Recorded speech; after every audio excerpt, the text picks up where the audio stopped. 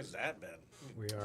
We are live talking about Specs and their amazing sandwiches. If you guys live in the Austin area, But the issue is like at some point I'm trying to find soju for us, and it's one of those moments where like I walk up to the dude and I'm like, "Hey, where's your soju at?" And he just kind of like turns to the right slightly, and there's just like a sign that says soju, and I'm like, "God damn it!"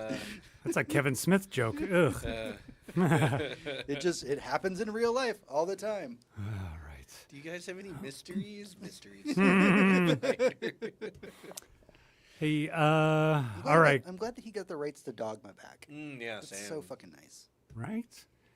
Oh, yeah, so we can finally watch Dogma in HD one of these days. Exactly. All right, kids, we are live. We are doing our little warm-up, our Oxy movie moment. Right on. We all ready, kids? Ready. Let's do it. All right, let's do it. It's time for our Oxy movie moment, where we're going to discuss laughing through the pain and crying with joy. We're telling you to remain indoors because that psychopath on a violent rampage has a fantastic 5 that you should see in falling down. Don't worry, folks. We're just pointing out the dramatic films that made us laugh and the comedies that brought a tear to your eyes. All right, we're going to start with James. Are you ready? I think I'm ready. All right, let's start with the series that make you laugh, and then the comedies that get you in the feels. Yeah, so this is like one of my go-to favorite movies, and it's really fucking hard to say this because like, if you know the movie, you know. But one of my favorite movies of all time is Lost in Translation. Whenever I'm feeling sad, like I can turn on Lost in Translation, and I love it. There's a part of the fact that we are going to Japan that my heart is rooted in Lost in Translation. That I'm just like, I'm so excited. I get to fucking live the experience. And it's a very serious movie. It's a very sad movie. If you were unaware of it, both Lost in Translation and Her are actually the same relationship told from different angles. Because the two directors dated each other, and they used those movies to filter through the pain of their marriage. And it is ostensibly a very, very dark movie, and it's hard to recommend. But there are parts of it that are just so fun and funny that, I don't know, like the karaoke scene. Everybody, and it's the most mundane scene in the world where there's this karaoke scene happening, and like but it makes you laugh because the whole point of it is that you have these two Americans that have no concept of being Japanese or what it's like to be in Japan. And they find these two strangers find each other, and they're kind of enjoying the absurdity of Japan together. And I don't know, there's something about it that like it makes me chuckle, it makes me laugh, even though it's a very, very sad movie. Interesting, because I guess I always assumed it was a comedy because of Bill Murray, but nope. Wow, it is a very serious role. Yeah, Bill Murray's playing an aging actor in that. Like, he's pretty much just playing himself. Yeah, and he's playing himself if he was sad about his career. Right. Which he is not. Probably a stretch for him, if I'm being honest. I guess it's my turn. Hector. I mean, obviously, a sad movie that I just can't stop laughing during is like Grave of the Fireflies. That's a joke. No one laughs during that movie. Please don't watch that thinking there are fun times. No, but my real answer is one of my favorite movies of all time. Probably belongs in every top 5 list I will ever make, no matter what, and that is Fight Club. Fight Club is a very serious movie.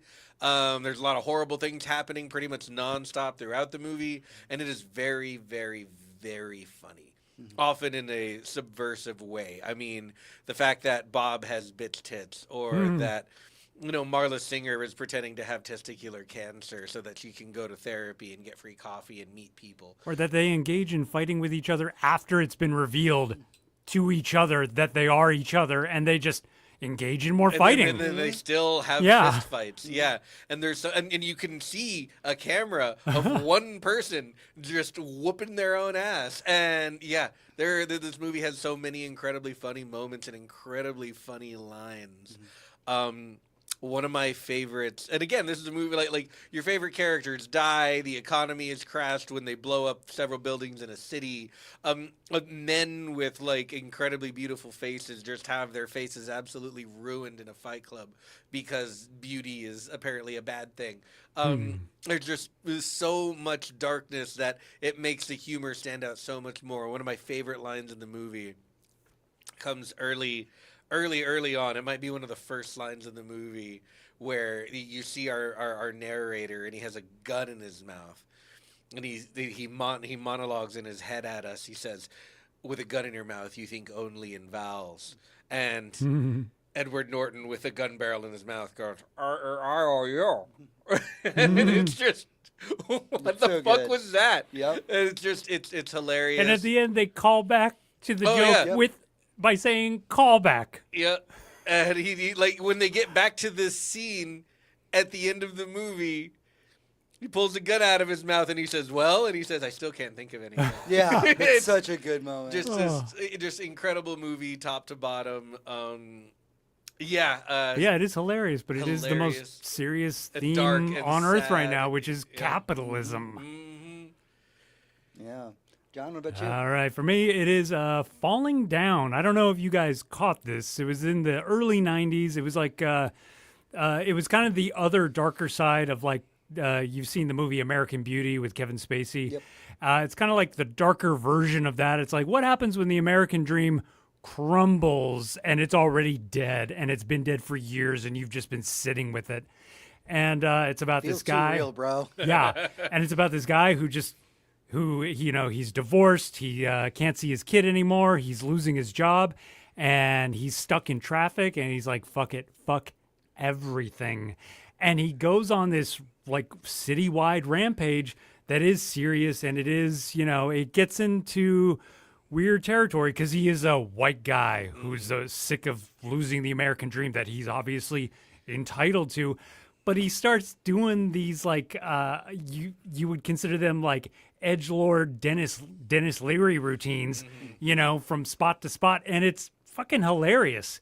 Like he meets up with these gangsters who hold him at knife point. They're like, "Yo, this place belongs to such and such. Can't you read the sign, essay?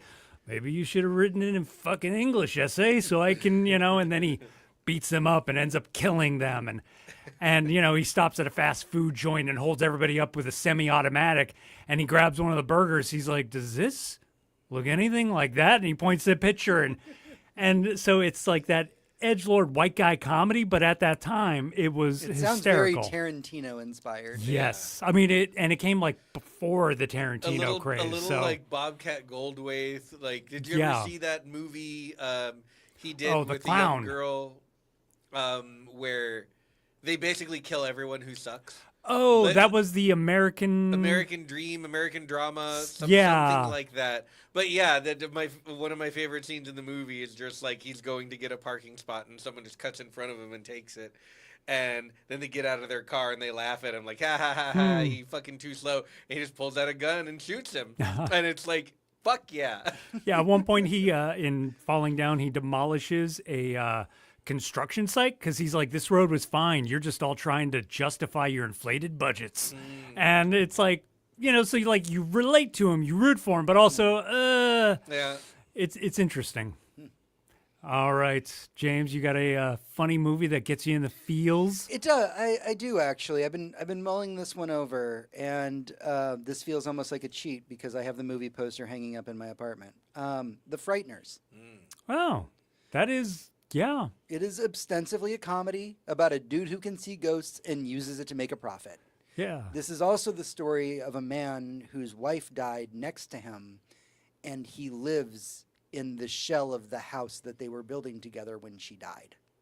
And now he's being chased by a serial killer ghost who had one of the biggest mass murders of all time, which now, if you watch that movie and you see that number, it's laughably small. It is laughably small.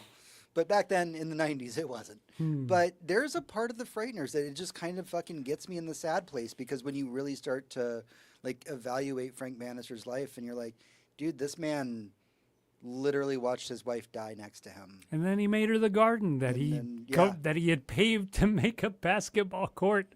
But yeah, when the movie starts, it's the shell of the house that he lives in, and just he's just making a profit off of being able to see ghosts, and like with just a little bit of squinting, it's a very fucking tragic movie. Yeah. And yeah, that's mine. Nice. Man. I have two for this one because one is very obvious and it's quick.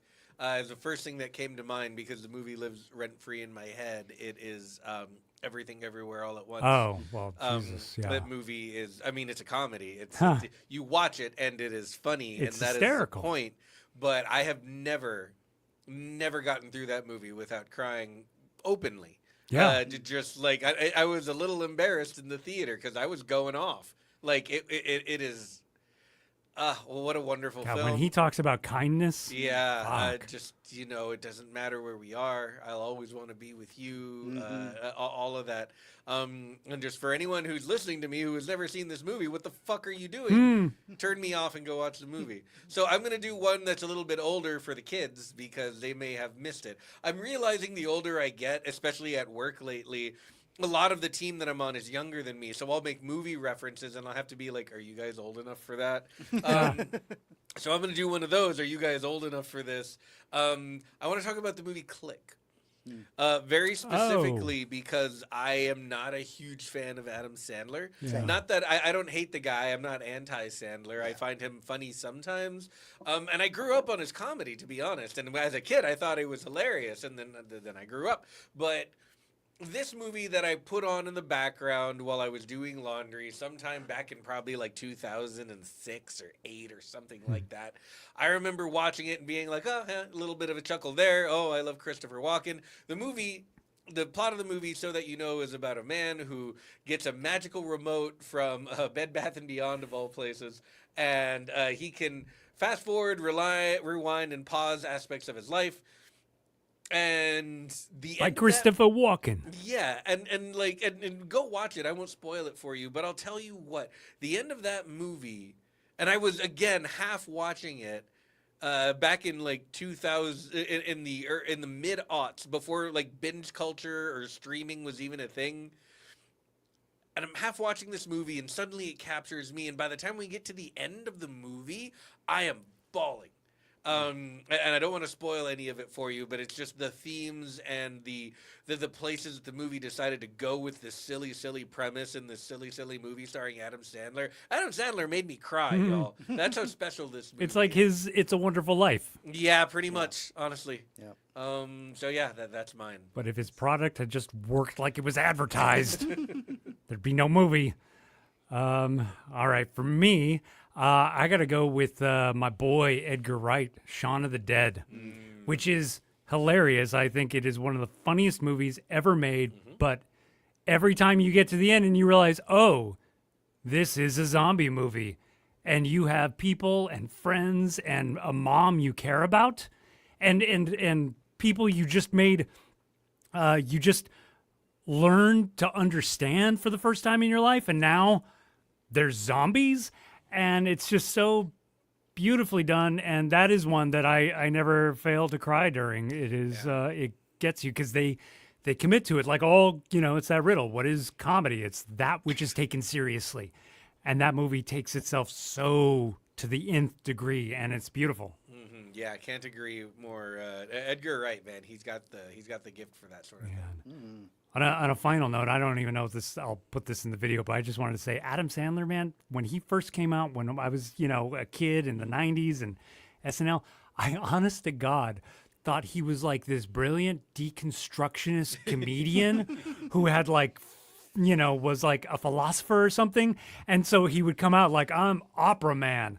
I'm guy with the funny thing on his face, because it doesn't matter. It's Right. a sketch, bro. Yeah. None of this means anything. And that's what I thought it was. And then I realized, oh, those were his ideas. Yep. Yeah, no, That's what he actually thought was comedy. Yeah, he wasn't doing a Kaufman. He was That hurts. All right, kids, that is our Oxy movie moment, our warm up. So get ready for the live show as soon as James is ready for you. Let's do it. Welcome, everyone, to Good Night and Good Game, your source for geek news for the weeks that were. I'm your host, James, and with me, as always, is my wonderful co-host, Hector. Hello. And our fantastic producer, John. It's me. This week on the show, we have all the geek news that you need. And in the boss room, we're talking about accessibility in video games, because there has been a ton of improvements in that since we last dove into this topic years ago. But before we start, don't forget that you can head over to goodnight.gg, where as a patron of our show, you can suggest topics for us to talk about.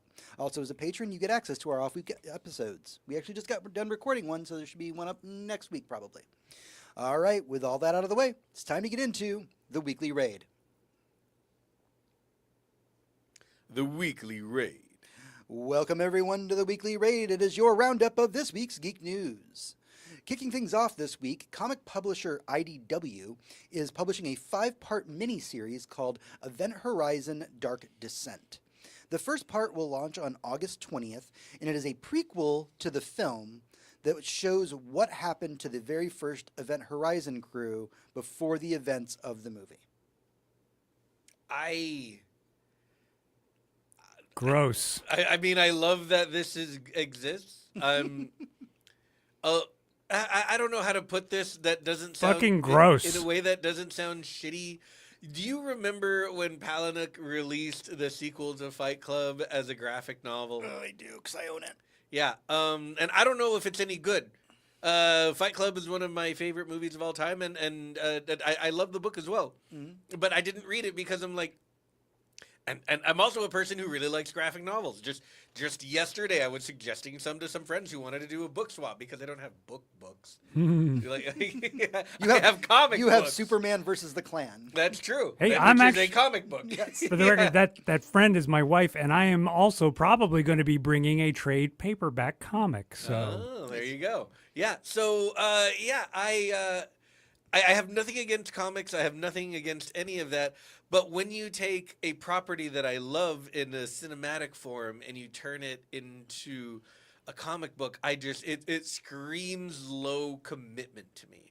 It screams like we had a B story and we might be able to sell this to a few thousand people. So what it screams is they really didn't want to make that fucking movie. Right. Because I don't think they wanted to make the first movie. You can get anything made right now. I mean, like if it is part of a franchise, and so whatever happened, this is what we got. I'm glad it exists. This one I will actually check out because it's been the only thought I've had in my head since watching the movie when I was a kid and over again. Really good work. Because they specifically do a lot of licensed properties, right? And they take a lot of care with their licensed properties. Yeah, no, I believe it. I'm sure it will be good. I'm happy we're getting something. I wish it was more expensive. I don't know. It could have been a miniseries, like a 2 or 3 episode TV show. It could have been an hour long, one of those Netflix things. It could have been a lot of stuff. Yep. But you know what? Those things could have all been bad if no one wanted to make it. So,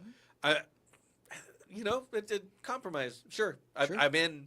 I mean, you son of a bitch, you got me. Yeah. One of the more surprising film hits of this year's South by Southwest Film Festival was a little title called Good Boy, a haunted house movie that is completely told from a dog's perspective. Well, the distribution rights have finally been acquired, and Good Boy will be coming to Shudder of all places. Fuck yeah. There is no release date set, but I would bet almost anything if they just got the rights, we're going to see it around Halloween. Yeah, no, I can't wait to watch this on the big screen over Halloween, over movie night. It's going to be great. In Japan. In Japan, yeah, that's true. If it comes out for Halloween, yeah, it'll be in Japan. I wonder if I can just stream Shudder to my TV in Japan. I hope so. Probably. Yeah. Get a VPN, my friend. That's true. But yeah, the movie. I mean, not to go back to comic books again, but in the Matt Fraction run of Hawkeye, you get an entire chapter that is told through the point of the pizza dog. Yeah. And there's no. He has word bubbles, but they're pictographs because he didn't think in words. Right. And it's such a wonderful chapter, and it's funny. And it's exciting. So, I hope this is great because it should be. It should be, absolutely. So we've known for a while that there's multiple Evil Dead films that are in the works, and the very first one of those was announced this week. It's called Evil Dead Burn, and it's being directed by the director of this year's wildly popular spider horror film, Infested. He's a French director. Mm-hmm. And the release date for Evil Dead Burn is going to be July 24th, 2026. Now, we don't have any updates on the second project just yet, but I do have a quote from Evil Dead Burn's director here I think that you'll like. said, I told the studio that I want to make a nasty film, a film that hurts, and from a film from which you come away tested. I'm going to put all the horror that I have inside of me, and it will be cathartic. And if I haven't ruined my career and continue to make films behind it, I can probably move on to something other than horror.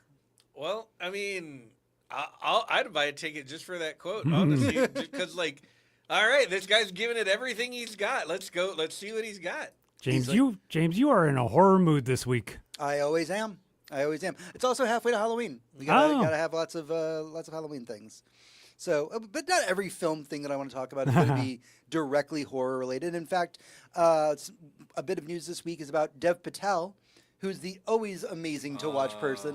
Absolutely. Anytime that man is on the screen, I am engaged. You've still never seen Slumdog Millionaire. I have not. No. Oh my God! You got to throw that on one of these days. Yeah. So Dev Patel, of course, just did.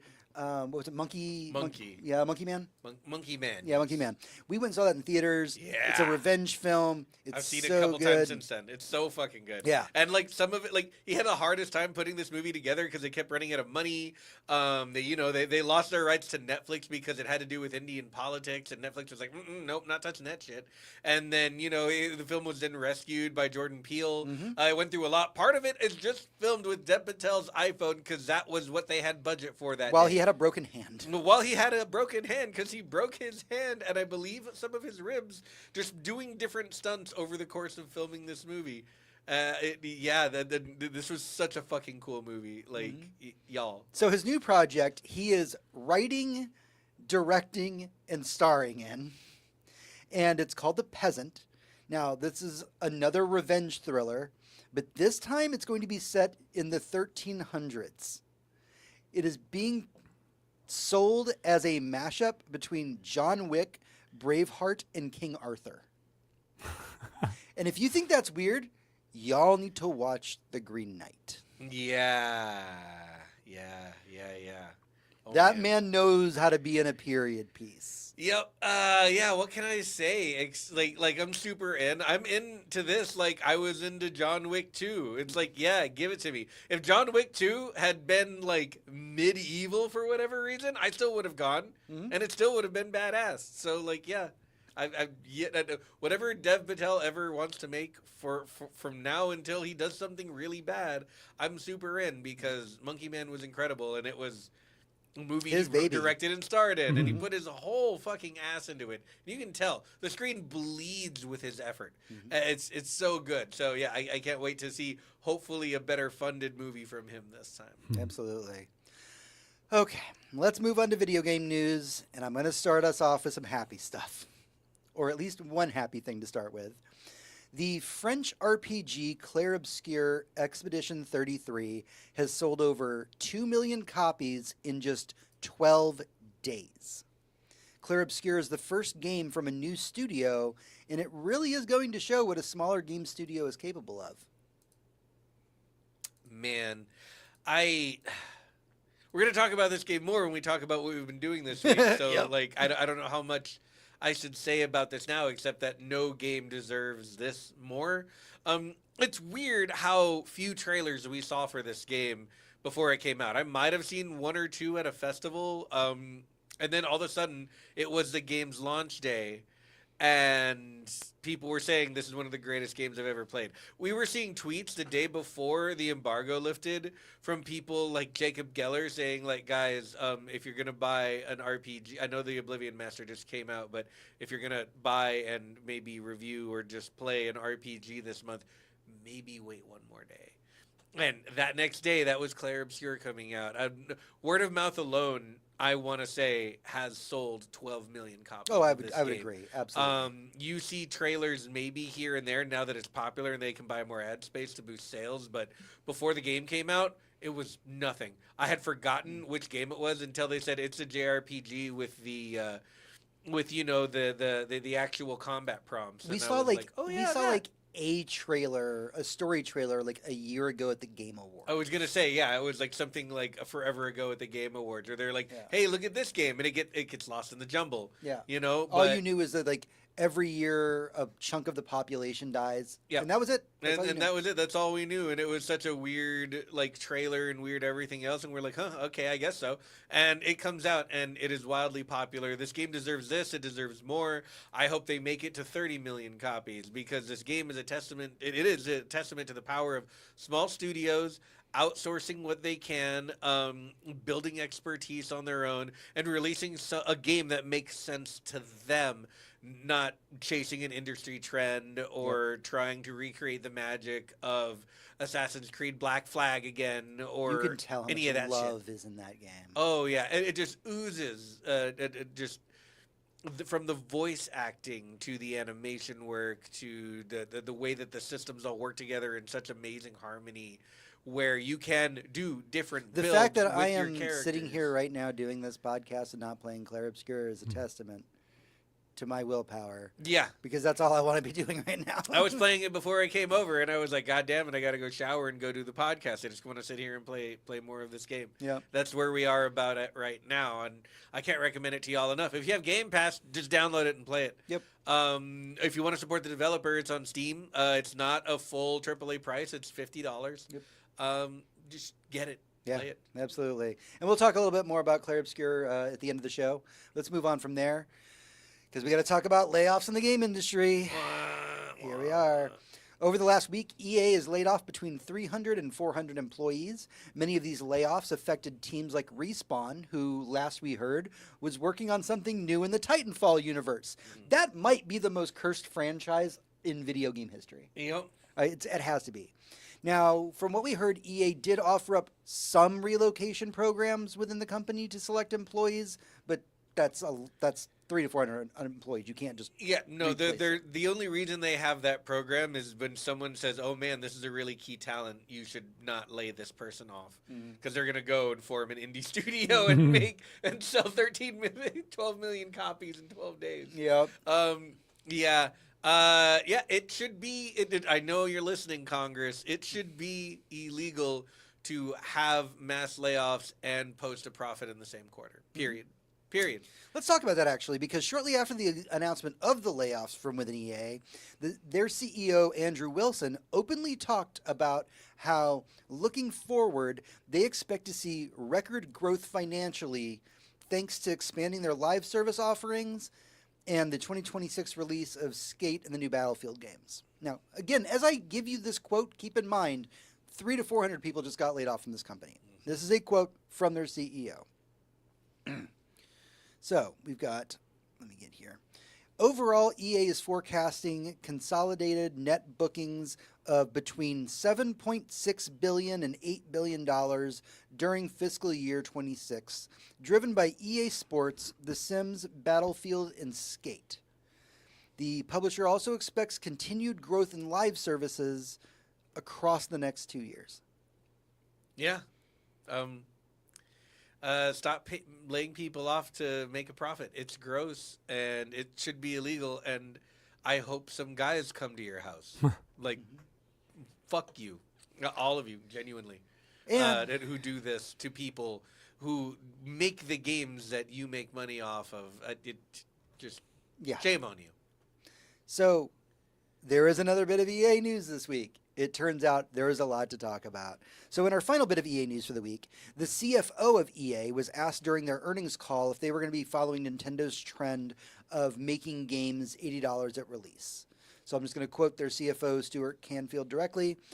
In a world where everything we did 10 years ago was about selling shiny discs in plastic boxes and retail shelves, while it's still part of our business, it is a significantly smaller part of our business, and now we have pricing representing everything from free-to-play all the way to deluxe editions and beyond. At the end of the day, whether we're doing something that costs $1, we're doing something that costs $10, or costs $100, our objective is always delivering incredible quality and exponential value to the player base. And what we've discovered over the course of time is that we can marry quality and value together. Our business is strong, resilient, and continues to grow. From a games perspective, we have reflected no changes in our current strategy at this point.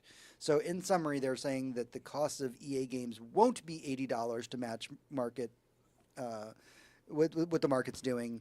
But they're also just kind of charging whatever the fuck they want. So. Right. That was, we don't know yet. You'll find out, is what that was. And I'm going to quote Ralph from Skill Up here for a minute because he had a really good thing to say about it today, and I agree completely. The topic of the price of video games is one that you should really, really be reasonable about. You know, some people are like, the price should never go up. They're already doing microtransactions, and, you know, the price should, games should be free for what they're, how they're fucking us, on the other end. Or some games are free, and, you should be able to pay for them. And $80 is a steal compared to, how much these games cost to pay and man hours to produce and everything. I'll remind you that most of the people who work on those games never see a dime of that $80 because they get laid off when the game comes out. But here's the actual point. If Ubisoft wants to sell me the next Assassin's Creed AAA title for $80 with like a $200 collector's edition that also sells a bunch of horse armory bullshit for microtransactions and DLC when the game comes out, no, just absolutely not. If Larian Studios for their next genre-defining RPG, if they're going to make Baldur's Gate 4 or some other incredible game like they do that is a singular price that will never charge me an extra dime and will continue to iterate and grow and improve after the game comes out until they think it is the most perfect product it can be after they've got your money, yeah, I got $80 for you. Probably more. So, I mean, back and forth. I don't know. You vote with your wallet because when it comes down to it, I really do want to buy Clair Obscur and pay those developers their actual money. James got it on PS5. My buddy Ross got it on Steam. I was playing it on Game Pass, but give them your money. And when it comes to stuff that you might think less of, just because of the way it's done, the way it's marketed, maybe it's an Assassin's Creed or a Far Cry, maybe it's the latest AAA game from, well, not Microsoft, but Sony or something, or whoever. Don't buy it on sale. Show them that you're willing to wait and maybe even not even buy their game and tell them why. Why? Is it because the game's bad? No, it's because you market it badly and because you didn't put effort into it. I'll tell you what, when the next Bethesda game comes out, like just completely and shitified, don't pay full AAA price for that one. When the Elder Scrolls 6 eventually comes out broken as all fuck, just don't buy it. Or buy it on sale. Or buy it through a reseller or whatever you're going to do to show them that they're charging too much and they should, fucking calm down. All right. So, one more bit of sad news, and then we got one kind of bit of weird news for the game section here. One of the most respected games journalism sites, Polygon, was sold this week to media company Valnet. While we don't have a current number, many people working for Polygon have turned to social media to speak up about getting laid off. Now, I'm going to get a little personal with this one. If you were really not that familiar with Polygon, or if you just thought it was the video game site, you're not wrong. It is. But Polygon was actually one of the very few game sites that actually did investigative journalism. They didn't just repost what everybody else was posting. They didn't just post press releases like companies like IGN do. Like, they had investigative journalism so that they could discuss what was going on in the industry, especially over the last couple of years when the industry has been going through a very hard time. And as far as games journalism goes, we are worse off for not having Polygon. Polygon was one of so I always pull from multiple sources when I'm doing the news, and Polygon was always a very trusted news source that I could go to. And with them being just sold off in pieces, there's no way that the Polygon that we're going to see in the future is going to be anything like it was. It's probably going to be mostly AI-generated schlock, and it's going to suck. Yeah. Press releases and game reviews that will never ever go lower than say like a 6 out of 10. Yeah, that start IGN archiving stuff, that's they're trying to, but a lot of stuff's being taken down as quickly as they can do it. Damn. Yeah, and that's the state of games journalism. I get all of my game news now from YouTubers who are either singular or small teams and do the work of chasing down stories. And yeah, that printed stuff that you go to every day for like a really good article on X or Y or how a game was made, or like there are a few voices still left, but none of them work in games media. I mean, Jason Schreier, did he work for Forbes or something like Yeah, that? he does. Like, yeah. We lose our printed outlets and places where people can go for like 10,000 words on a game. And I mean, there are game essayists out there. We have our Jacob Gellers and our Susie Hunters and everything in between. Our super eye patch wolves, but that's not exactly news, and it's not exactly journalism, except to say like what a game meant to them and what it might mean to you. And it's not a single stop to pick up what they have to offer. Yeah, and because they're videos, it might be a 2-hour investment. And they got to come to a us. long article. Just try and buy us, Valnet. See what happens. I will take your fucking money and I will put it in my pocket. Oh, Right in my bank. I will sell out the moment you offer. Shove it in my bank. You won't know the dirty things I'll do to your money. You just try it, Valnet. All right, let's end the news with something a little more lighthearted. Finally, this week, Microsoft has announced another remaster of their hit title Gears of War. Oh, finally. This is a remaster of their it's even funnier.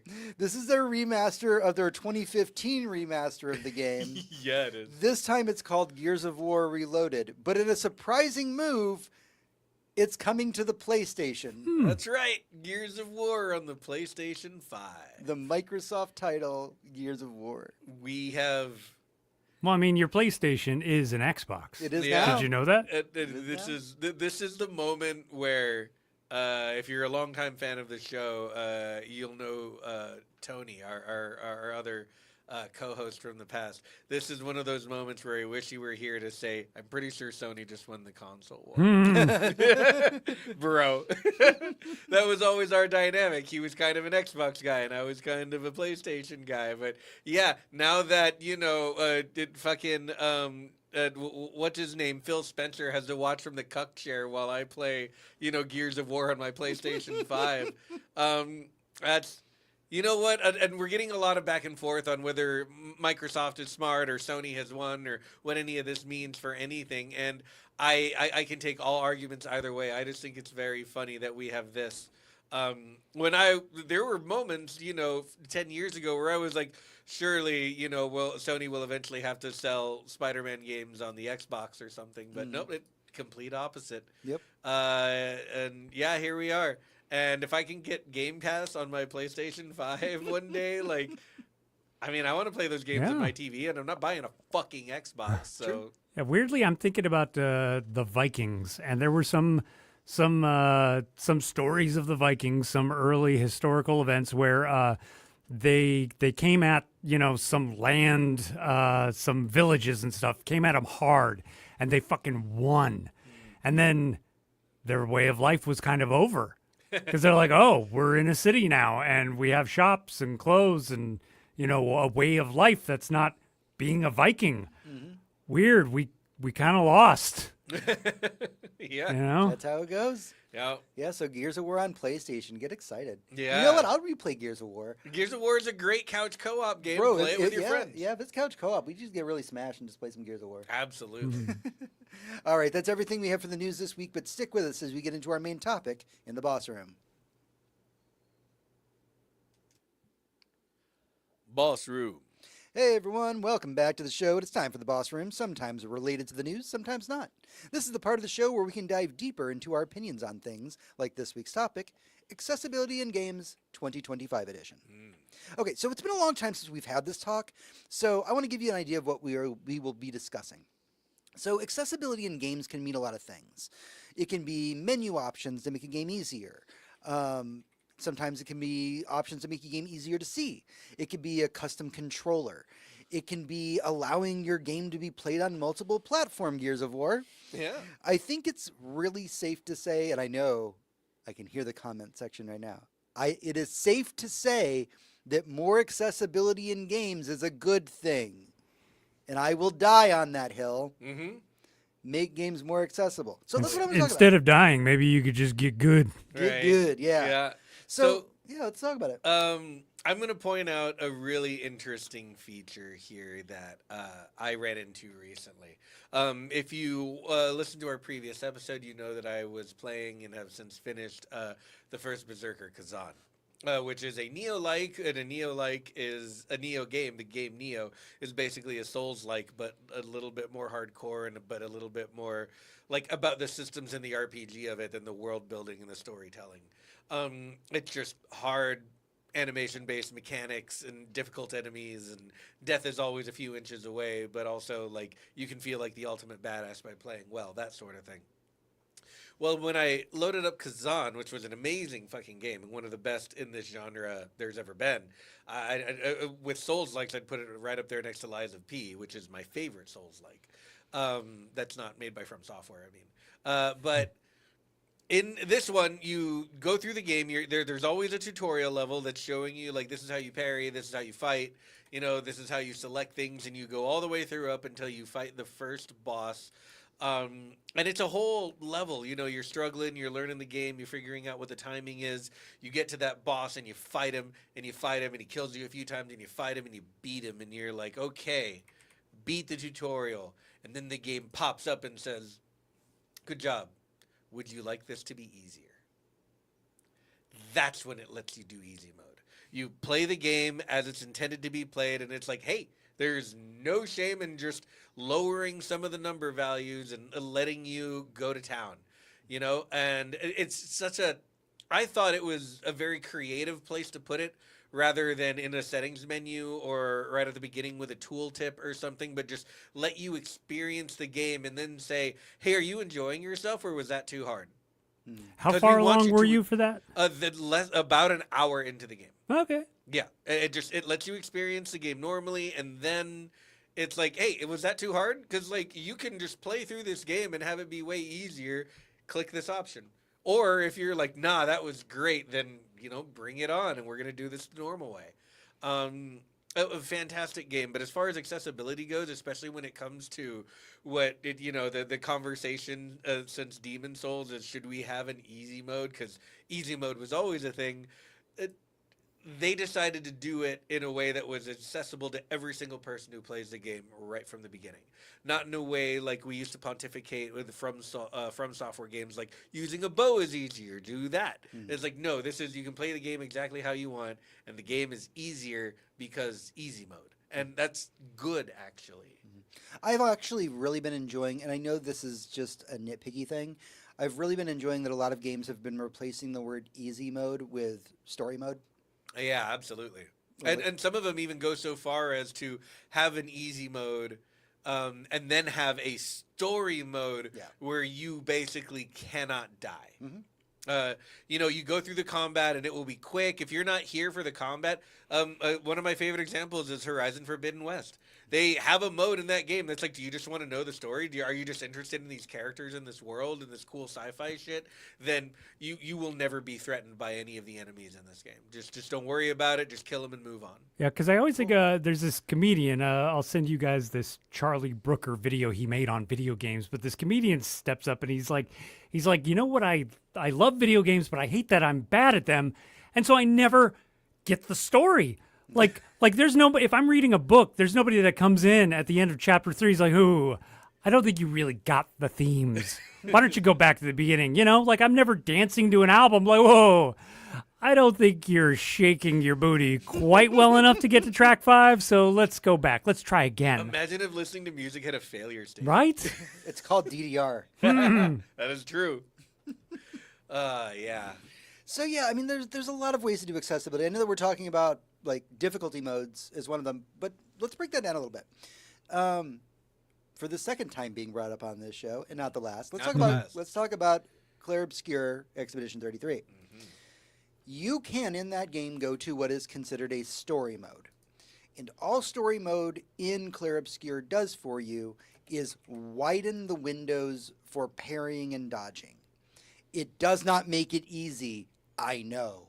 I tried it.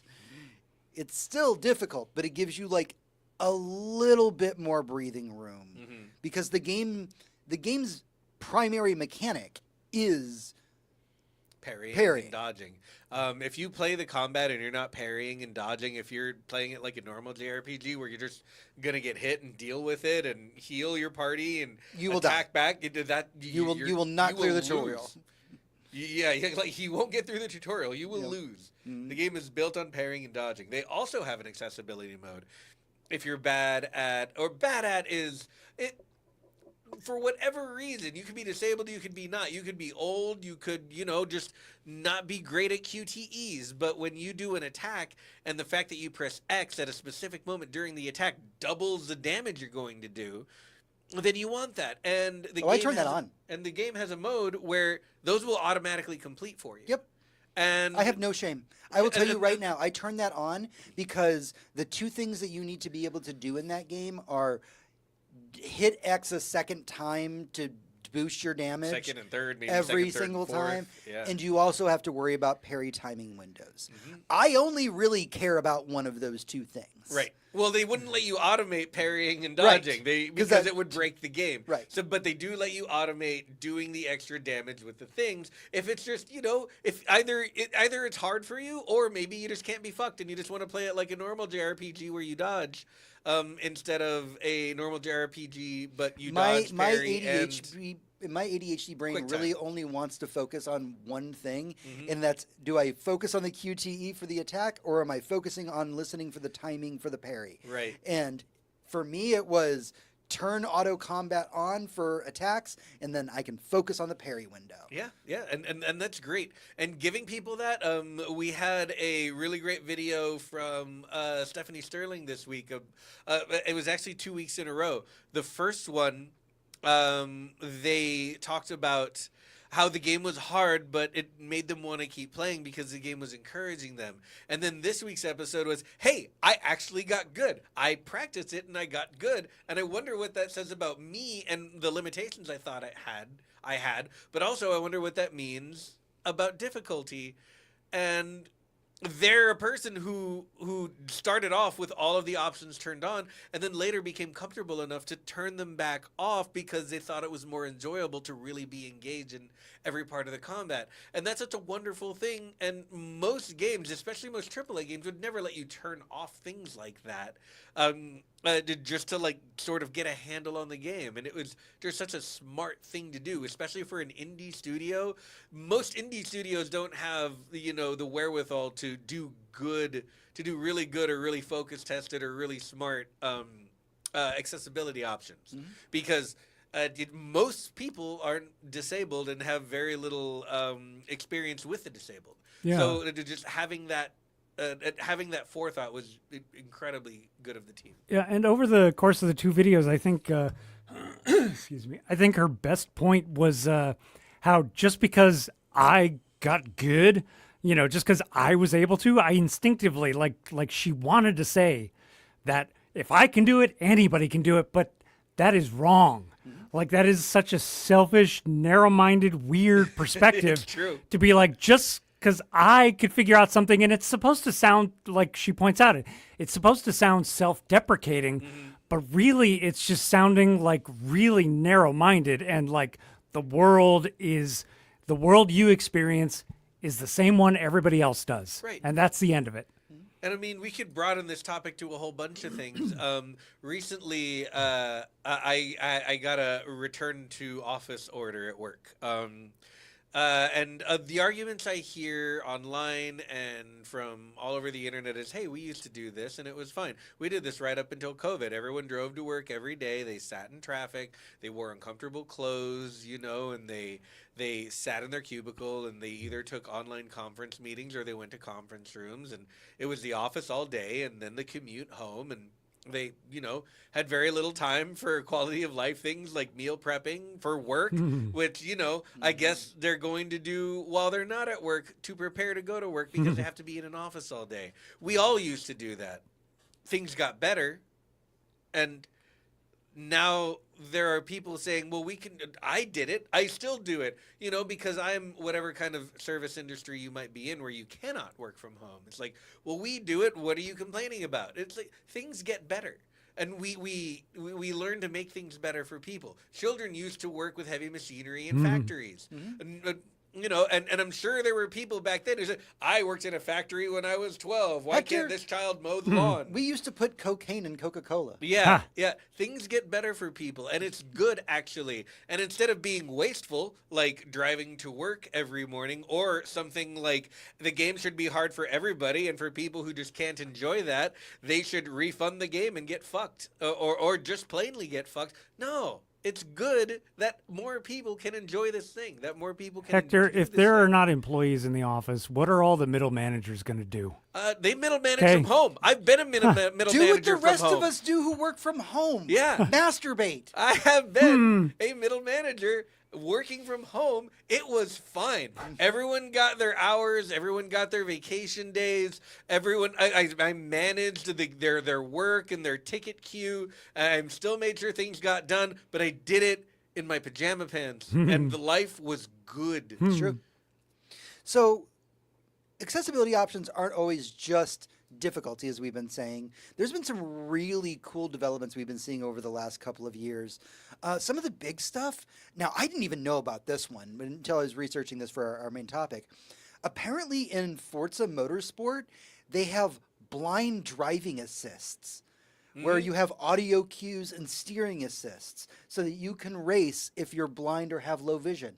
How fucking cool is that? It's so fucking cool. I mean, I still remember. I'm still hyped about the Last of Us Part 2 accessibility features, where if you are basically like nearly entirely blind, they have outlines and like contrasting colors. I mean, to a normal person, the game looks like blocks, but to someone with that kind of vision, the game is now parsable and they can enjoy it, and they can enjoy the story mostly audibly, but they can see what's going on, and they have enough clarity and readability to actually play the game. And I love that for them. I am still blown away, and I still can't. I mean, I can believe it now, but at the time, I could not conceive of the human being who was like railing against all of these changes in that game, like making it accessible to people who might suck at a video game. How dare they stood where I stand? I mean, they're not like, I could understand if you're a guitarist and somebody wins a fucking Grammy for, you know, having a computer do their guitar. I don't know. I'm making shit up, but you're playing a game, your game, for fun, and somebody else is playing it for fun their way. I can't conceive of that argument. No, I'm right there with you. And I'm sure if there was an esport, you know, where actual money was on the line and careers mattered, that certain accessibility features might not be allowed, but like that you just have standards for competitive play, especially when money's on the line. But that's not what we're talking about. We're talking about having fun in your house by yourself or with a friend playing some couch co-op. Why shouldn't it be fun for everyone?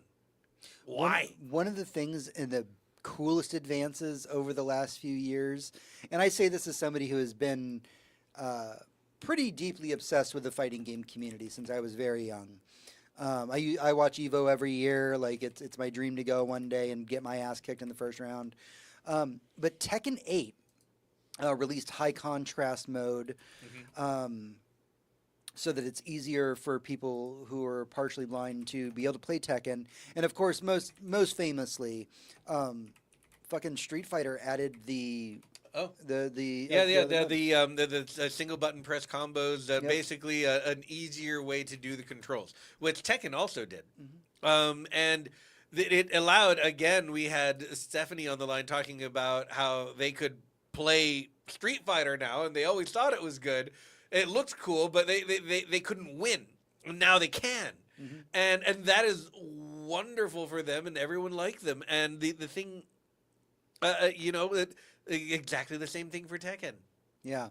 It's wild to think that, you know, the fighting game community, if you've never been a part of it, it's a very warm and welcoming place. I've gone to a few tournaments in my day.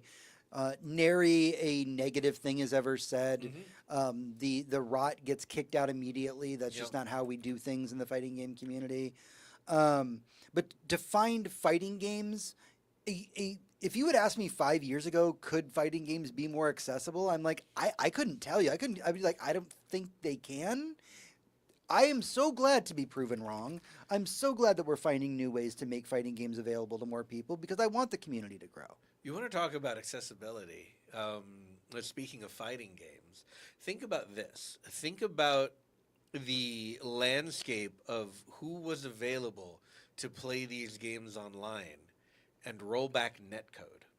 It's true. Expanding that list exponentially across the world. Mm-hmm. And suddenly people with less than optimal internet can play these games online with Can other play people. Guilty Gear with the rest of us. Exactly. I mean, and I know it wasn't invented as an accessibility feature, but it really does make the game more accessible to more people, and that's a very, very good thing.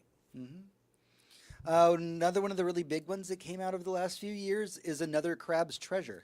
Yeah, That is a Souls-like in which you play a crab Yep, under the sea. Under the sea. Just fighting pollution. and you equip various shells. Mhm. But the fun part about this game, because it is a very goofy-looking game, it's a very silly game. There's a lot of puns. Super cute, cartoony. Super cute. It has an accessibility mode unlike any other accessibility mode in a game. If you just want to play another Crab's Treasure to get through the game and get your shell back and win the game because it's really cute, you can get a gun. Yep, there's just a mode with a gun. There's a mode where the game just gives you a gun in a game with no guns. Yep. And it's like, here, did you just want a super OP weapon so you can move through the game? There you go. Have a gun. Just do it. And like that's fucking amazing. It's just it's such an out of the box way to do it. And then you have games like Hellblade, Oh, which has yeah. always tried its hardest, but Hellblade 2 makes sure that the subtitles are super accurate to what's going on. If you're unfamiliar with the Hellblade series, it deals with mental illness. Yeah, but it's a game about having a disability. And like they do everything from making sure that the voices in your head have proper subtitles so that you can read them cleanly and hear what's going on and have the spatial awareness for things that are happening. That is a studio that almost always wins awards every year for their accessibility because Ninja Theory gives a shit about making a game about having a disability accessible to everybody. Yeah, and the thing that they pioneered their first game with the binaural audio and the feeling like when someone is standing right behind you whispering in your ears. Incredible stuff, incredible games. They are largely a tech demo is the wrong word because they are games and they do have something to say, but they're also largely proofs of concept for Ninja Theory to get other work. But they're so cool. They're so cool and they're so creative and interesting. It's awesome. One of the things that I found very interesting in terms of accessibility for everybody was back when it was still around, I was very heavily involved in the Overwatch League community. And kind of part of being that community means kind of showing up and watching some of your favorite members play, either live or on their Twitch streams. And something I started to notice over time, a lot of Overwatch players had subtitles turned on. Because the subtitles feed you information about that you would normally get through your headphones. Yep. Not only that, but you can color code those subtitles based on whether it is something someone is saying or a sound you should be hearing. Yep. That is wild. And kind of as a whole adjacent thing to that, another thing I learned while researching this for this week's show is that during the 2 days that Concord was in existence, apparently they actually had a high contrast character outlines for the player and enemy team. Something that really isn't seen in shooting games because it's considered cheating, quote unquote. Right. But they were very insistent, like, we need to make our game accessible to everybody. So yeah, we will put these in. If some schmuck wants to use it for thinking that they'll get an advantage, fine. But I mean, it's no different than when you and I are playing Marvel Rivals. I recently switched enemy outlines to yellow. Yeah, exactly. Because it's easier to see certain characters. A lot of especially characters against wear the fucking sky. red. Yeah. So the enemies' outlines in red often get washed against Iron Man's armor. So turning their outlines to yellow goes, oh, okay, now I can hit my shots better. Yep. And that is both an accessibility and a really cool advantage to have, I think. But I mean, outside of that, it isn't just in-game. There's a lot of out-of-game stuff. Xbox had their adaptive joystick that they announced. Yeah. 8-Bit Do, who is actually the crew that has, I have a Nintendo Nintendo themed keyboard from 8-Bit Do. They put out something called the Lite SE for Xbox. Okay. It's just a new kind of custom controller for better accessibility. This extends to so many areas that isn't just an in-game toggle option.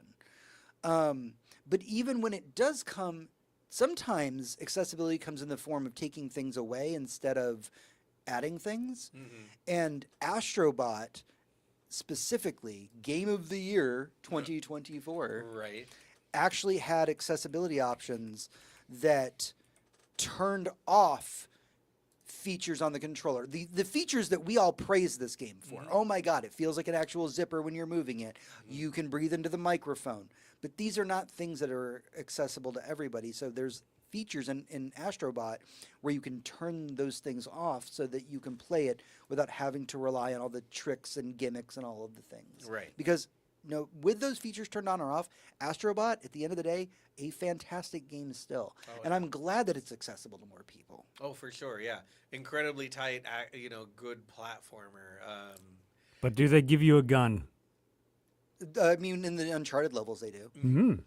So, all right, the last accessibility thing I want to talk about is really interesting to me because Silent Hill 2, the remake, has interesting accessibility options, and not just in the options screen. First off, and I know this is going to fucking piss a lot of people off. I hate to say it, you're on the wrong side of history about this one. The first thing you see before Silent Hill 2 launches is an detailed content warning screen of everything that is in that game. And this isn't unique to Silent Hill 2, as I did play the free Silent Hill game that Konami published a few months earlier than that. Mm-hmm. Also, mouthwashing came with a massive warning. Which you should read before you play that game. Mm-hmm. Oh, absolutely. If you're going to play mouthwashing, do read the content warning, please. And there's a lot of bad people on the internet who are like, oh man, putting content warnings in games, man, that's really just like fucking spoiler, or some other bullshit. You're softening up the people who want to play your horror game. People need to be hard for some reason. Right. Look, man, if I want to be hard playing Silent Hill, I want it because Silent Hill makes me hard, not because of accessibility problems. Right, not because of some because of dude Pyramid that Head's thinks cheeks. I should be hard. I want to see Pyramid Head's cake, and that gets me hard. Right. Not I'm uncomfortable by the situation that I didn't know was in it. And you know what? When the original Silent Hill 2 came out, we didn't have those things, those disclaimers. I actually want to give a really interesting real-life parallel for this. So I have been a role-playing storyteller for most of my life. We call them the eternal DMs or eternal STs. I prefer to run games than be in them. Now, I got my start way back in the 90s when Vampire was first coming out. And Vampire the Masquerade, by its very nature, has a very, very lot of dark themes. Now, I took like a 10-year break off of role-playing when I moved to Austin. And during that time, by the time I came back to role-playing, the role-playing community started putting out comfort sheets. That's a bad way of putting it, but they are sheets in which from green to red, you can mark your level of comfort with certain topics. And these topics, they are heavy topics. We are not talking about, do you like tacos? We're talking about sexual assault. We're talking physical violence, drowning, torture. These are things that are on these role-play checklists. And there's a very small section of the role-play community that we should fucking get rid of that believe that these sheets they're for the weak. You should be allowed to have whatever kind of horror you want in your game, and they should suck it up, bucko. I hate to break it to you, but I wish they had these sheets back when I was getting my start in role-playing. you got to play in a splatterpunk horror vampire game. Now, that's a very unique, different type of vampire game than most vampire games. And you went through a 2-hour course on how to play the game and all of the safety rules. Do you feel like your experience was lessened or heightened for having done that? Oh, God, absolutely heightened. Like, it's just 1,000%. Going into it, when I heard that there was a 2-hour meeting on the safety that we'll be engaging in for our game, I was like, mandatory, huh? Geez, I guess they're really serious about this. And then by the end of that meeting, which was not boring, by the way, we had a good time. They made it entertaining. I feel like I knew how to play the game. Before, again, remember, this was my first one. Going in, I was like, okay, right, we're going to be acting, we're going to be playing characters. But not only did we get to meet all the people we were going to be acting, with and against and everything else, but we learned how we should be interacting with them. So I don't have to worry in the back of my head, like, I kind of want to reach out and grab this guy by the hair right now. What do? I do exactly what to do. And I knew how to carry the scene forward, and I knew how to play the damn game. It was a tutorial, and it was a good one. And that's a good thing. And here's what I would say to some of those edgelord people, because there have been videos I've made that I have put warnings on, trigger warnings or whatever. And my motivation, if I'm being perfectly honest, wasn't because I'm a sensitive, nice guy. It's because I don't want to hear any annoying person who claims they were triggered or whatever, even though I know they weren't because I don't believe them. But so I'm going to put this up to filter them out, And so just come at it like that way, just like, oh, good. They're telling them all the shit that's in this game, so that way I don't have to deal with the wussies, Right. Like, what is wrong with that? Yeah. It's a mentality. You know what it is? It's an empathy problem. Oh, yeah, 1,000%. The people who say, like, oh, man, I loaded up Silent Hill 2 Remake, and it told me it has violent depictions of sexual assault, and I should have been able to learn that in game. You know what, bro? Guess you're harder than we are. Yeah.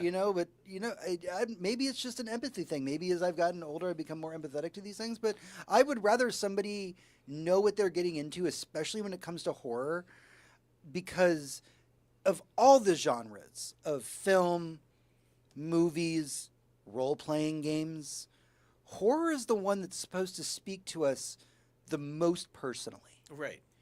And being able to know what we're getting into when we get into horror is so much more important, because that means at the end of the day, more people are going to get into horror because of it. They know what to expect, and they know that the rules have been put in front of them at the beginning. These are the things that you're going to be dealing with. There's a reason why mouthwashing has the very detailed list of the things that are in it. And I'm glad it does, so I will never play that game. Yeah. So when it comes to accessibility, we aren't just talking about difficulty. We're talking about controllers. We're talking about gameplay. We're talking about notifications. Yeah. I think that one of my favorite categories, and I know this is going to sound really silly to some of you, one of the categories I'm always the most excited for come the Game Awards time is the innovation and accessibilities category. Because game developers are thinking of new, brilliant ways to make their games accessible to new people. And that means more people are going to play the games that we love. And that's all I want, man. Yeah. Yeah, exactly. You have so many brilliant minds and just people. I mean, just do yourself a favor and go look up a YouTube video where someone is trying to invent or trying to develop a new accessibility controller, and watch them hand it, place it in front of somebody who may be quadriplegic or something, and they play it with their head or their chin or their eyes, or maybe they have very, very limited use with their hands and they play it with 2 or 3 fingers.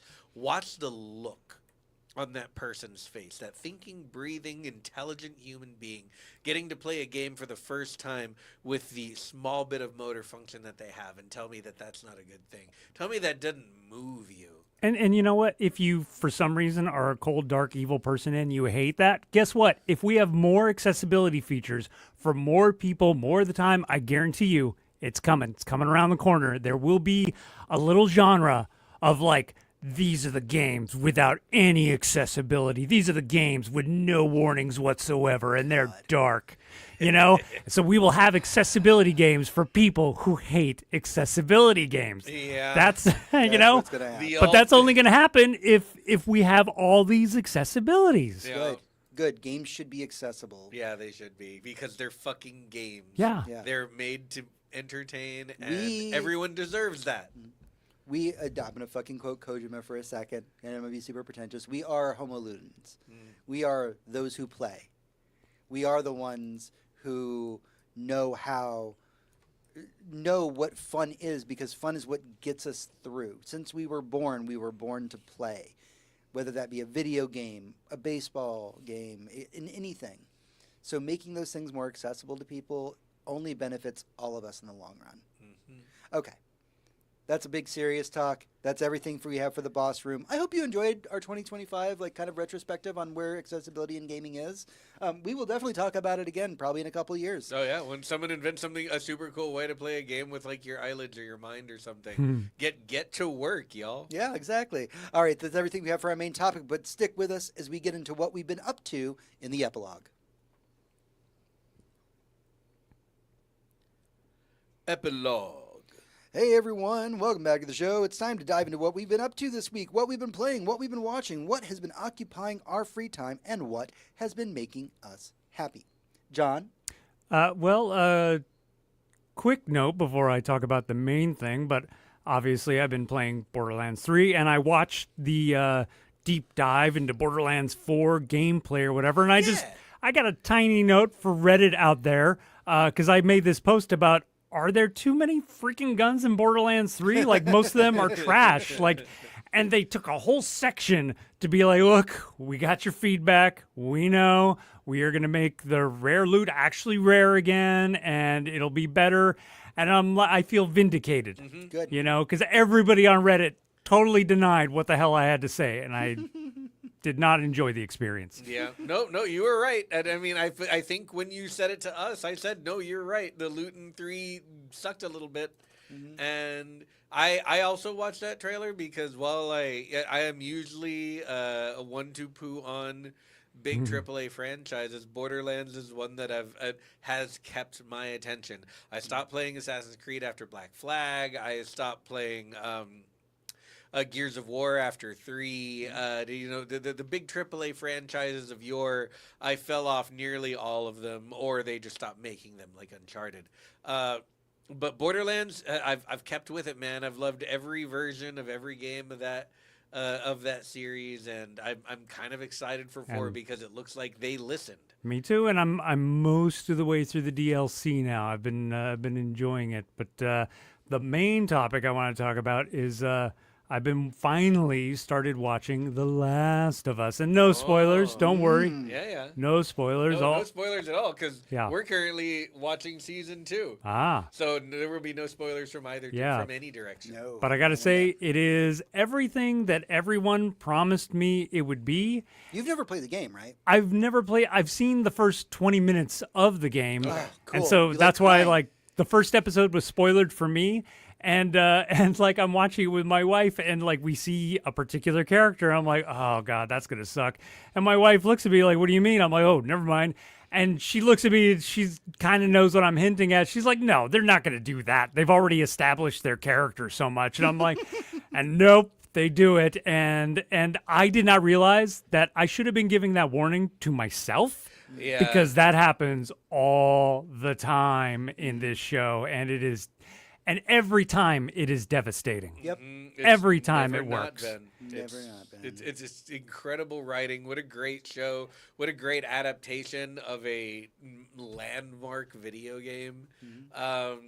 We're all. How far are you into season 1? I just finished up the episode where he gets to the small town, the small isolated village town. And for the record, best casting in the whole show so far was the shortest scene ever. It was the 2 Native Americans they came across, played by Elaine Miles and Graham, can't remember his name from Dances with Wolves, Tatanka or whatever, or the Mohawk. Also not in the game.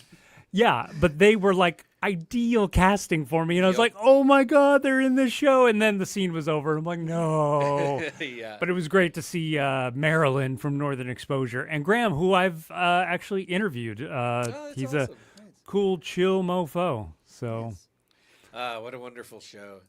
What have I been doing? Well, like normally, I have a whole bunch that James and I did, so we'll talk about those together. So I guess all I can say is my update from the last episode, where I had not seen any of Andor Season 2, is that now I have seen the first 6 episodes of Andor Season 2, and it continues to be by far the best Star Wars thing. I'm gonna watch Andor after you guys leave my apartment. did you say first 6? How many episodes are in season 2? 12. Season 2 will be 12, and they're Ah. releasing them 3 at a time every week. Yep. I don't know why they're doing that. That's a new one on me, but you know what? It's working for me. I can watch 3 episodes of this a week. Yeah, Fuck because yeah, every I 3 can. episodes is a separate story arc. Right. You get little arcs that all connect together, but yeah, every 3 episodes is an arc, so they're releasing them an arc at a time. It's so weird to think that 12 episodes is like a full season in my mind now. I'm Oh, like, I know, ooh, they're right? going the full 12. They must really believe in this. Yeah, 12 is a lot. I was like, are they going to finish in 3 weeks? It's like 9 episodes? It's like, and James was like, no, it's 12. Yeah. Easily the best Star Wars thing ever made. And I don't want to go mature for children or any of that. This is the most well-written, well-filmed, well-acted, artistic themes, fucking everything that makes media good, that makes TV shows good, is represented here. There are no weak spots. It is just a beautiful fucking show beginning to end. And I say that, I would have said it about season 1, and I'm sure I did back when we only had season 1. And again, I'm only halfway through season 2, and it's exactly as good, if not way better. Like, I don't know what to say. I mean, we know how it ends. To not get more hyperbolic, but like, this show is incredible. And that is the thing. That is the thing that is so remarkable about this, is we, years before this show aired, watched the main character die in Rogue One, and I am captivated by his journey. I am just enthralled by everything that is happening. There was a meme, and I swear to God, it was so good. I saw the other day. There was basically just like, here's a scene from like Andor episode 1, where our main character gets held up by the police. This one event led to the overthrow of the Empire in ways you cannot even begin to imagine. Yeah, that's kind of the thing, is How quaint. knowing Cassian Andor from Rogue One for the hour and a half, 2.5 hours we get with him, is like, this guy's a fucking rebel. Yeah, this guy gets it. He's doing fuck the Empire.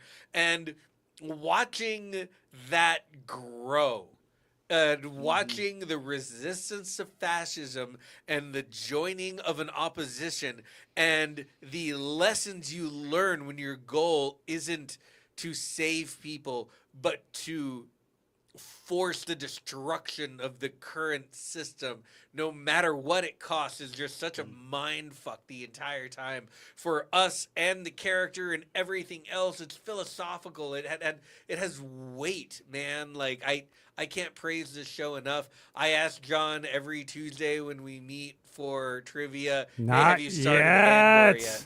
And I will continue to ask every week until he does. No pressure, but I'm just going to ask you every It's week just the until best you Star do. Wars. And you are not the first person. Guest we had a while back, Brant Hughes, has asked me that, and that guy is not a person who interrogates me about anything.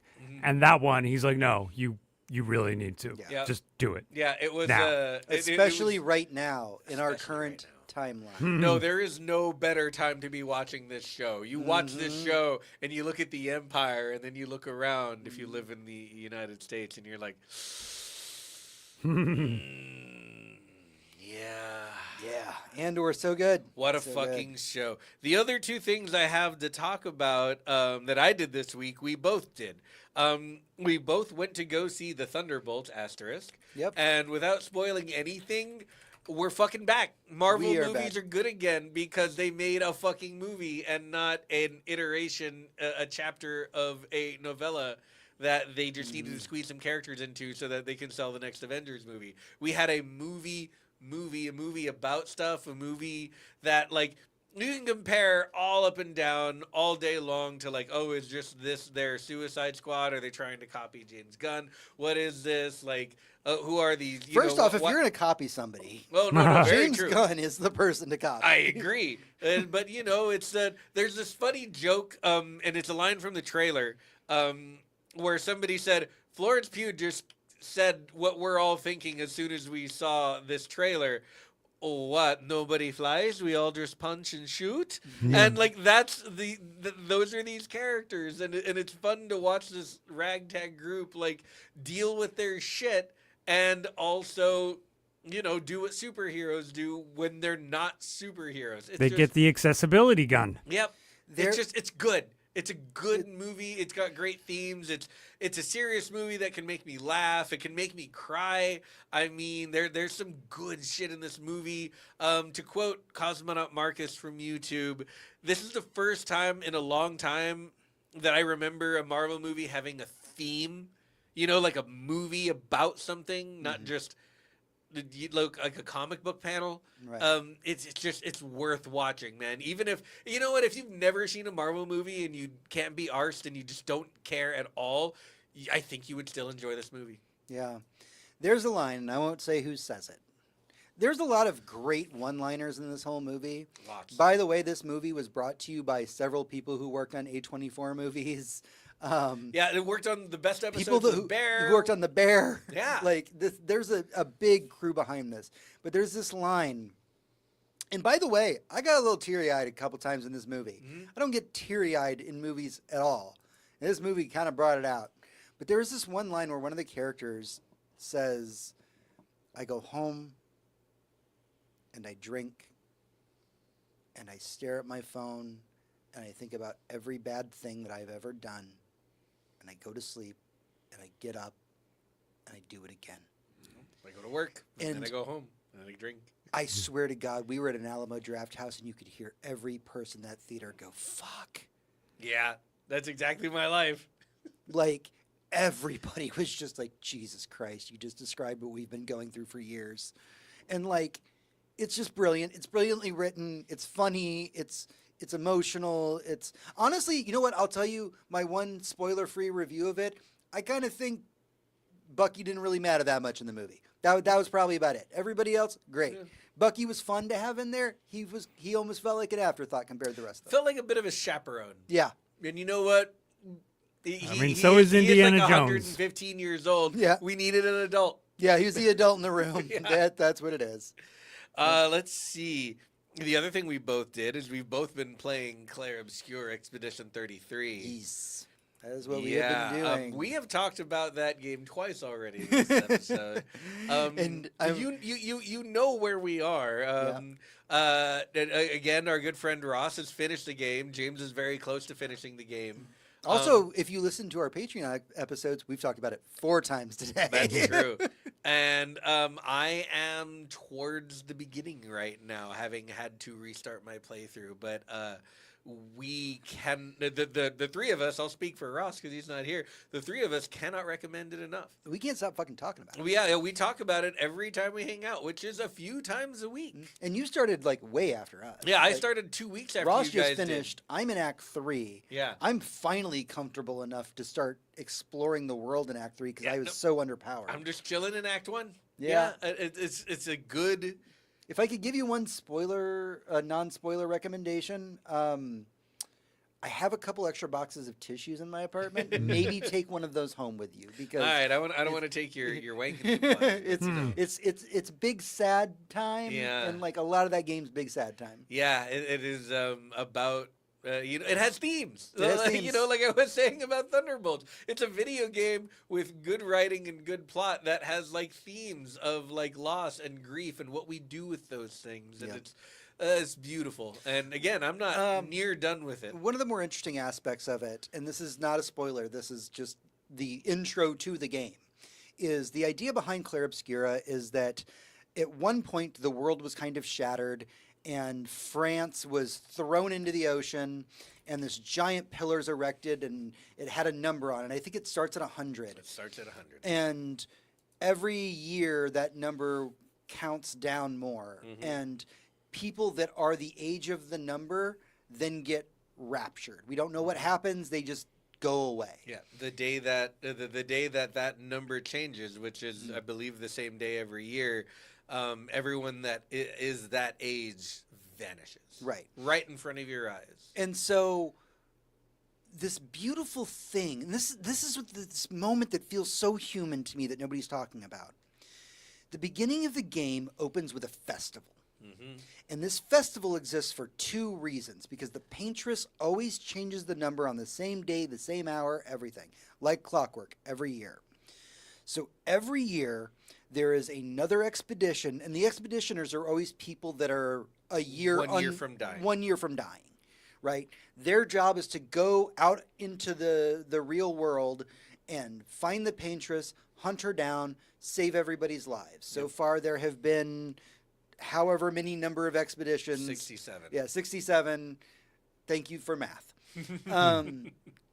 And the most fascinating part of this to me is that this is a celebration in the face of annihilation. Right.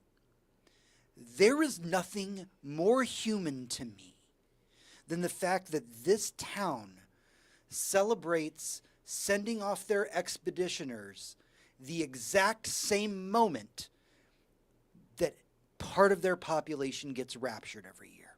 There's a really interesting comment I got from famous Twitch streamer Co-Carnage when he was playing the game, and he got through the prologue, and he said, why this game has the sauce? Because it's a really good hook, and they hit you with it at the beginning. Kojima's on record for saying the real hook in the original Death Stranding might have taken a little too long to get to. And Kojima's famous for long-winded openings to his games. And we heard recently that when it comes to Death Stranding 2, this has been amended. But going back to Claire Obscure, this hook, the idea that you're at a party that they've been having annually for 67 years, and every year, a certain group of people who have reached a certain age will vanish before your eyes, and they, for all intents and purposes, are fucking dying right in front of you. And their solution in the face of this insane, unspeakable horror and tragedy is to put a wreath of flowers around their necks. So that when they vanish, flowers float up into the air. And this is the festival they have. And not everyone goes, not everyone participates. They make a real point to say that some people think it's stupid. There are certain people Some people think it's morbid. Some people think it's morbid. Some people worship the paintress and think that we shouldn't be sending expeditions out to try and find her. And to be fair, none of us even really know what's going on. They send that expedition out. None of them have ever come back. Yep. No one from any expedition has ever come back. So we basically send a group of warriors out into the ocean every year and never see them again. And remember, we're 67 years in, so children have been born and lived and are completely sentient. There are teenagers. One of them is on the mission with you, who just have never known a world without this ceremony and these flowers. And the fact that when people know it's their last year, they bring all their furniture out into the street and leave it there in case anyone else needs it. Yep. And the town gets smaller, and there are more and more empty apartments, and there are more and more empty shops in this little bit of floating Paris that they have left. It's just, it's such an incredible, beautiful, poignant hook, backed by, again, incredible writing, incredible voice acting, and the fucking GOAT soundtrack of the year, no question. So whether this is Game of the Year or not, depending on what might possibly still come out, this is easily the I best guarantee soundtrack you, of the year. 6 months from now, when we're watching the Game Awards, we will be hearing that music on stage. Absolutely, it'll be on stage. I hope they have everyone who is a part of this music on stage. But wait a minute, the lack of photorealistic facial expressions didn't bother you guys? That's the thing about video games and photorealism. The better it looks, the worse it looks. How dare you? The better it looks, the worse it looks. You want to pick an art style, and you want to stick to it. And that'll have more personality, more readability, more adjustability than anything you're trying to do with a photoreal character. It's not what NVIDIA says. I love the way Kratos looks in the God of War series, and the Sony Studio Santa Monica are masters. But for the most part, when we try and do photorealistic faces in shit like, I don't know, Assassin's Creed or Far Cry, people end up looking funny. Or their eyes look funny, or their ears look funny. We're doing a weird thing with Fable right now, where we're trying to make people look like real people rather than like actors or movie stars, and it also looks weird. But this art style, backed up by Unreal Engine 5, which is something that I really need to point out. This small team was only able to make a game that looks this fucking good on a AA team with a AA budget and a AA price because of Unreal Engine 5. And none of the developers, sans like the main producer, had ever spearheaded a game before. Exactly. These were all essentially, picture them as, and I do not mean this in a rude way, picture them as like B and C tier developers. Yep, junior talent. Junior talent that this company said, we're going to grab all this junior talent from other companies, and we're going to take them, and we're going to say, all right, guys, we're going to make a game. And we're not even getting into the mechanics of the game. Right. We're just describing the first 10 minutes of this fucking game. Yeah. And like the hook, the hook gets you. The hook is why everyone kept playing. And when they did keep playing, they realized how much fun the game is to play. Like I said, I restarted the game. It's a JRPG. Most people would spend the restart of a JRPG in anger, having to redo the bullshit and watch the conversations again. I had the time of my life. Also, not my joke. I cannot take credit for this one. But somebody on Blue Sky said, because it was made in France, it can't be a JRPG. It's an FRPG. No, it's a JRPG. It's a JRPG. JRPG. That is what it is. You know what? I'll take it. And I apologize to anyone who speaks French or is French for whatever my pronunciation just was. Don't say you're sorry to them. They love the prequels.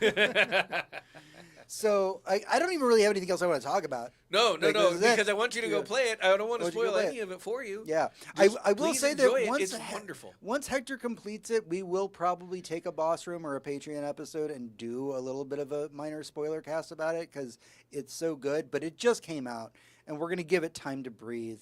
And I think it's been a while since I've done this on this show. But even if you're not into JRPGs, this is the one. Yeah. This is the one. Yeah. Like, if you like RPGs, but you don't like the turn-based stuff, like, you know, like the JRPG, like if you're like, you're never into Final Fantasy, but you love RPGs and number systems and fighting battles. Hold on, like, this is not turn-based combat? It is turn-based combat. But the thing is, it is not boring turn-based combat. It is active turn-based combat. And I don't mean like in a Final Fantasy you must actively way. dodge. Ah. I mean in an animation-based way. You are participating in a battle beyond pressing a button to take your turn. Mm-hmm. You are affecting every moment of combat in how you react to your enemies. So like a video game. Exactly. I've played those. It's also a game, and this is one of my favorite things, and this is just like a little James fact. I love a game that lets you feel like you're breaking its systems. Games like Final Fantasy Tactics, where you're like, oh, if I stack these 3 abilities, I could do like 10,000 damage. But it's not really breaking the game. It's all in there. Mm-hmm. But that's what this game does. A game makes you feel incredibly smart for figuring shit out. Yeah. Well, I'm intrigued. And that's great. Mm-hmm. I am intrigued. I can't recommend it enough. Again, like I said, if you have Game Pass, you can try it for free and play the whole game for free, by the way. But we would recommend buying it. Because you're already paying for Game Pass. But I'm gonna pay for it, like I am. There's no way I don't want to have this in my library forever. Mm-hmm. This is a truly landmark game. Made me change the way I think about JRPGs because I grew up loving them, and then I realized they weren't really fun for me right around the, I don't know, Final Fantasy 15 era, 13 and 10. I was just like, these are kind of a lot. But getting to this game, never once has it felt like a chore to play. And again, dear reader, I started it over. And I had a lot more fun my second time through. And you get to fight mimes. Yeah. You get to fight mimes. You get to fucking punch them in their mime faces. Yep. All right. The last thing we did. The very last thing we did is last night, James for the first time, and me for the first time since I was probably a child, watched the good, the bad, and the ugly. Yep. James, how'd you feel about it? I mean, like, I don't know. You guys are putting me through the paces with Western movies right now. And there was at some point, I was 2/3 of the way through this movie. Then I was like, the beginning of this movie's a Western, but I don't think the end of it is. But it was fantastic. I'm not a Clint Eastwood guy. I'm not a Western guy, which is why you guys are making me watch Westerns right now. But how about that cinematography? That fucking cinematography. Beautiful. Oof. Funny enough, I knew every song from the soundtrack. Yeah, Ennio Morricone just giving you every song you've ever heard. Yep. And, everywhere from scenes that we've watched. We were spending the movie. The extended cut's 3 hours, y'all. Huh. We watched it. Well, like being like, I remember this scene from John Wick. I remember this scene from, The Matrix. I remember this scene from, movies have been copying this movie for so long. My actual Letterboxd review you can find on Letterboxd for this movie is, I'm really glad I watched this movie, so now I understand the references in all the other movies that I watch. Mm-hmm. And it's very true. And man, and we were running the gamut. We talked about movies we'd seen this stuff in, TV shows we'd seen this stuff in, video games we'd seen this stuff in. Just the whole movie was Leonardo DiCaprio pointing moments like that thing. I know that thing. That's from this thing. And it's just what a fucking classic. Yep. And I can't say you should put it on every week or anything, but you would do yourself a disservice to not see this movie at least once in your life. Absolutely. All right, that's everything we have for the show this week. Don't forget that you can head over to GoodNightGG to become a patron of our show. You can head over to Facebook.com/GNGGcast where you can chat with us, as well as at GNGGcast on Twitter and Goodnight.gg on Blue Sky to talk to me directly. I want to go be more Clear Obscura. So until next time, for Hector, this is James. And for James, this is Hector. And for you, this is me. Everyone, good night. And good game. All right. Thank you. Anybody who's in the stream, we appreciate it. Yeah, thanks, and guys. We are bugging out. This was a long one. Bam. It looks like a long one, but